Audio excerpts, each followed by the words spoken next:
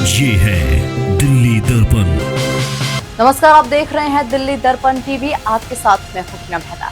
Ashok Vihar Agarwal welfare society के चुनाव में पारा लगातार चढ़ता जा रहा है। चुनाव के मैदान में उतरी सद्भावना टीम ने अब अपना दायरा बढ़ा लिया है।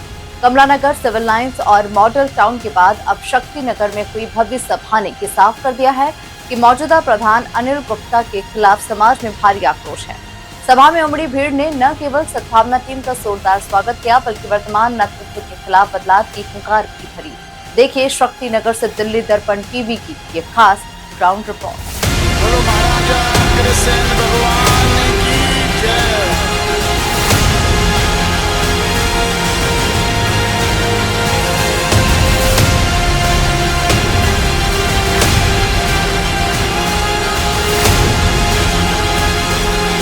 आपका साथ और मेरा समर्पण ये हमें कामयाबी की ओर ले जाएगा। क्या मैं विश्वास करूं कि आप मेरे साथ खड़े हुए हैं? Thank you very much.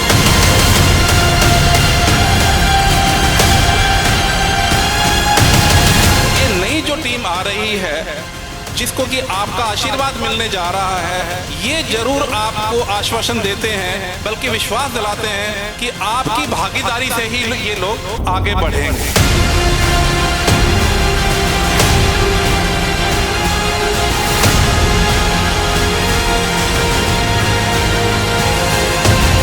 Ashok Vihar Agarwal welfare society का ये चुनाव इस बार बेहद अहम मोड़ पर है। समाज में दिख रहा गुस्सा इस बात का प्रमाण है कि रिश्तेदारियां अपनी जगह पर है, लेकिन जब बात समाज की धरोहर और सच्चाई की हो तो फैसला विवेक से लिया जाता है।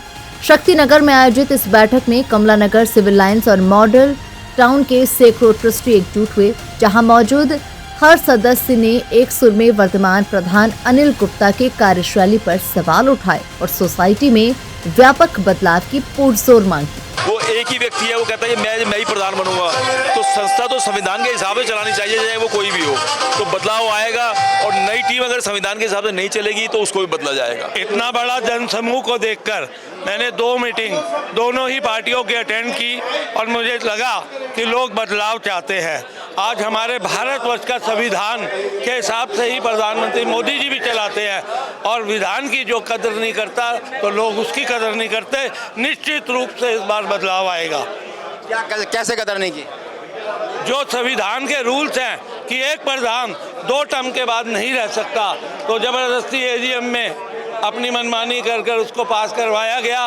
लोग शोर मचाते रहे, विरोध करते रहे, किसी की बात को नहीं सुना गया। इस बार का चुनाव इसलिए भी ऐतिहासिक है क्योंकि ये सिर्फ एक पैनल की लड़ाई नहीं है, बल्कि समाज के उन सम्मानित स्तंभों और दिग्गजों की लड़ाई है जो सोसाइटी को किसी एक व्यक्ति की जागीर बनने से रोकना चाहते हैं। ट्रस्टियों का मानना है कि अनिल गुप्ता जिस तरह के हथकंडे अपना रहे हैं वो न केवल तानाशाही है, बल्कि सोसाइटी के संविधान का भी खुला अपमान है। 5 साल की सत्ता के बावजूद विकास कार्यों का ठप होना और तानाशाही रवैया आम ट्रस्टीज के सब्र का बांध तोड़ चुका है। मैंने जब से सुना कि वो घीवाड़े भाई साहब 3 साल के बजाय 6 साल तक प्रधानमंत्री बनना चाहते हैं, तो हमने कहा भाई ये गलत बात है। समाज में समाज के हिसाब से चलना चाहिए। उसने जो ट्रस्टी बनाए हैं उनकी कोई रसीद नहीं है। क्यों नहीं है रसीद लेनी चाहिए।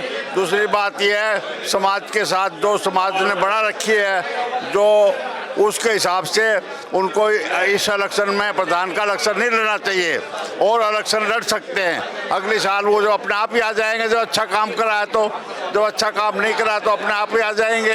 तो इसलिए मेरी सबसे प्रार्थना है कि सूरज को वोट देवें, इनको जितावें, नई पार्टी बनावें, ताकि जो पुरानों का राम राज है वो खत्म हो जाए। सबसे बड़ी बात है काम करने की, और उन लोगों ने कोई काम नहीं किया।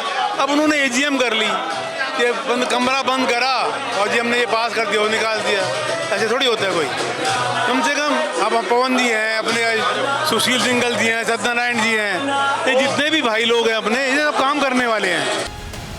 जाहिर है ये मुकाबला अब सही बनाम गलत का बन चुका है। अशोक विहार के प्रबुद्धजन न केवल 5 साल से काबिज अनिल गुप्ता की सत्ता लोलुपता को चुनौती दे रहे हैं, बल्कि सोसाइटी के लिए एक ठोस विकास मॉडल भी लेकर आए हैं। ये चुनाव परिणाम न केवल एक पैनल की जीत हार तय करेंगे, बल्कि ये भी तय करेंगे कि समाज की दिशा क्या होगी।